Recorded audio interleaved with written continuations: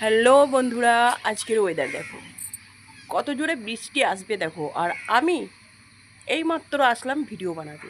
এবারে বলো, বাড়ি যাব কখন? বৃষ্টি এলে তো আবার এই বাড়িতেই থেকে যেতে হবে। আর একা আমি এই বাড়িতে তো থাকতে পারবো না, কারণ এটা অনেক বড় বাড়ি। আমি একা থাকতে পারবো না এই ফাঁকা জায়গার মধ্যে। আমি কী করে একা থাকি বলো?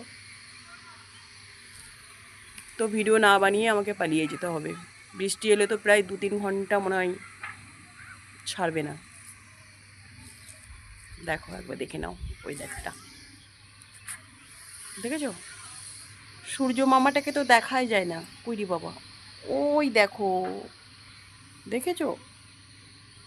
ওপরও ঢাকা পড়ে গেছে মেঘের মধ্যে। আর ছাদের মধ্যে রেলগাড়িগুলো তো ঘুরেই বেড়াচ্ছে, আমার তো এটাই ভয় লাগে। ওরা কি করব বলো, আসতেও হবে। আর এখানকার ভিউগুলো খুব সুন্দর দেখতে, তাই আমি এখানেই ভিডিও বানাতে আসি, কারণ যাতে তোমাদেরকে দেখতে ভালো লাগে আমার ভিডিওগুলো, বুঝলে? তো তোমরা প্লিজ লাইক শেয়ার কমেন্ট করবে।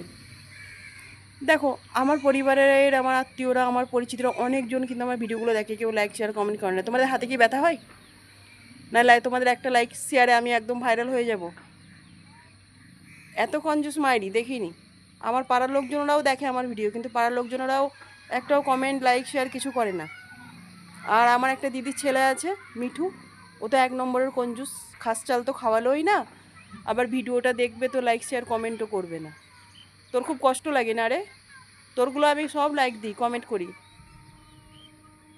হিংসুটে ছেলে কোথাকার।